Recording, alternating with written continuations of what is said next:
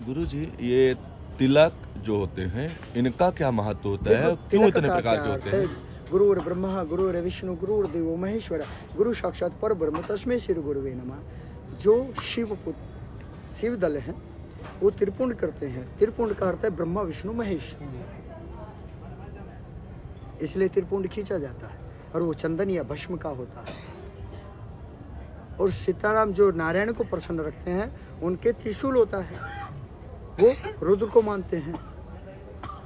हमारा इष्ट नारायण है तो उनका इष्ट सब एक दूसरे के पूरक है। सीताराम जितने हो गए, राम को छोड़कर ज्यादातर हनुमान जी की पूजा ज्यादा करते हैं। और हम लोग क्या करते हैं? शिव को पूछते हैं लेकिन ओम नमो नारायण पहले बोलते हैं। हर हर महादेव तो नहीं बोलते ना, ओम नमो नारायण। बात ये है, त्रिपुंड जिसके पास ना हो कोई मतलब नहीं है। यज्ञ में त्रिमेखला है, ब्रह्मा विष्णु महेश। त्रिगुणात्मक दृष्टि है, तमो रजो सतो। त्रिपुट के तो कई सारी चीजें हैं। त्रिपुट के ऊपर व्याख्या करने निकलेंगे तो 2 दिन 2 रात चली जाएंगी। ये आज्ञा चक्र है, ब्रह्मरंध्र है। शरीर में पूजने के लिए क्या है? ललाट, जिसको कहते हैं कपाल, ये तिलक करने, और अंगूठा। बाकी शरीर में पूजने के लिए कोई चीज नहीं है। बताओ कहीं पूजन होता देखा आपने? या तो अंगूठे का पूजन होगा या माथे पे तिलक लगेगा। और कहीं देखा है? शरीर में पूजने के लिए 2 चीजें हैं, एक अंगूठा, एक तिलक करने के लिए कपाल। बाकी कोई चीज नहीं पूजती। अच्छा, शिखा का क्या महत्व है गुरुदेव? शिखा एक वस्त्रम है। जब भी हम कोई चीज की मंत्रों की व्याख्या करते हैं, जब ये विनियोग करते हैं, बिना शिखा के, बिना केस के वो चीज संभव नहीं है। एक बंधन होता है। जैसे मैं हूँ, बाल रूप है, जैसा जन्मा था वैसा ही हूँ। मुझे रूप बदलने की जरूरत है ही नहीं। प्राकृतिक में गुलाब का फूल है, वो जैसा है वैसा ही रहेगा। कमल है, कीचड़ में खिलता, वो कीचड़ में ही रहेगा। यही है शिखा। लेकिन आजकल के युवा देखता हूँ मैं कि वो मॉडर्न दिखने के चक्कर में, मॉडर्न रहने के चक्कर में, चाहे कहते हैं कि अगर सनातनी है तो शिखा रहना जरूरी है। हाँ, लेकिन वो शिखा से शिखा का परहेज एक महत्व करते है। हैं, परहेज करते हैं। स्कूल में अगर मान लीजिए शिखा कोई का एक बच्चा महत्व रख कर है। जाता शब्द के ऊपर डंडा ना लगे, क्या वो शब्द लगेगा? आप जो शब्द लिखते हो, राइटिंग लिखते हो, उसके ऊपर डंडा ना लगे तो क्या वो कैसा लगेगा? अधूरा। अधूरा। इंग्लिश को देखो, गंजी जैसी लगती है। हमारे कोई भी दिनचर्या करने के लिए, या हमारे त्रिकाल संध्या करने के लिए, या हमारे अपने आप को जागृत करने के लिए शिखा का होना जरूरी है। क्योंकि कर न्यास की सबसे पहले विधि यही है। अब हम जब तक बच्चे को लंगोट नहीं पहनाएंगे तो क्या बच्चा नंगा अच्छा लगेगा? चड्डी क्यों पहनते हो, पैंट क्यों पहनते हो? नंगे रहो ना, अच्छे दिखने के लिए। अच्छे दिखने के लिए। बात वो है। जब तक मंत्रों के हम जाप करते हैं तो सब जाप से पहले शुद्धिकरण होता है। और उस मंत्र को किसने?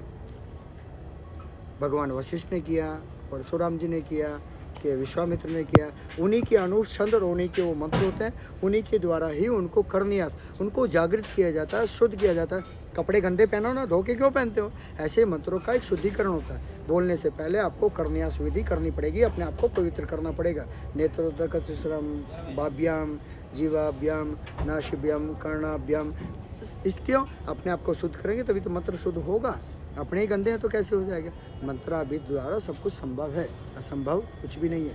क्या मंत्र है? आपका नाम है शिव, जैसे भगवान शिव का नाम है शिव। से और वह निकाल दो, कौन पहचानेगा? राम, राम नहीं राम।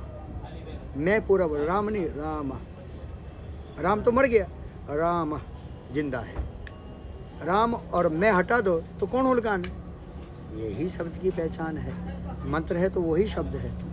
कपास का बीज डालेंगे जमीन में तो कपास उगेगी।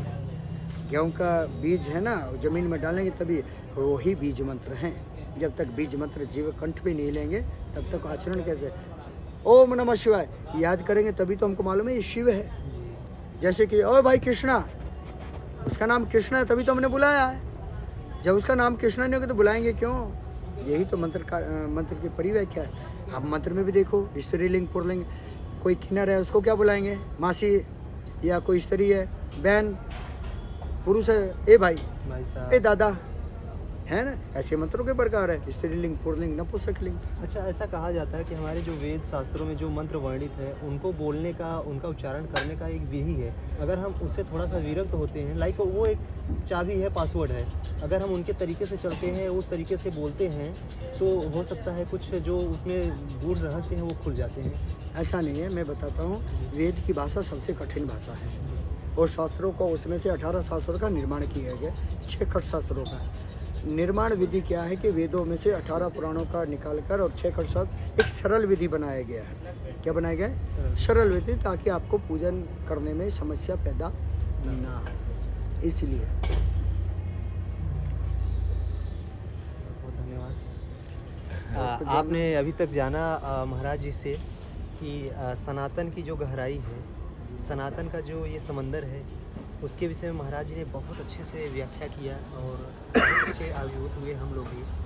तो आपके जितने भी प्रश्न होंगे, आप अपने प्रश्न को हमारे कमेंट बॉक्स में ड्रॉप करिए। अगर ये तो किसी को संगम कोई है प्रश्न भी है तो हमसे पूछ सकता है जी। इनके जरिए आप इनको क्वेश्चन पूछिए, हम उसका जवाब देने की कोशिश करेंगे। अगर हमारी बोलने में कोई त्रुटि हुई है, अगर किसी को खराब लगा, किसी की आध्यात्मिक ऊर्जा को या किसी को उस प्रकार से आहत कि भाई महाराज जी ने कुछ ज़्यादा बोला है, तो उसके लिए हम क्षमा प्रार्थी भी हैं, लेकिन हमने जो बोला वो सत्य बोला, असत्य हमने कुछ भी नहीं बोला। और दूसरी चीज़ ये कि आप ये मत सोचिए कि संगम के बाद महाराज जी से मुलाकात नहीं होगी। महाराज जी के कुटिया में भी हम जाएंगे, महाराज जी से हम मिलते रहेंगे और महाराज जी से ज्ञान की ऐसे अमृत वर्षा लेते रहेंगे।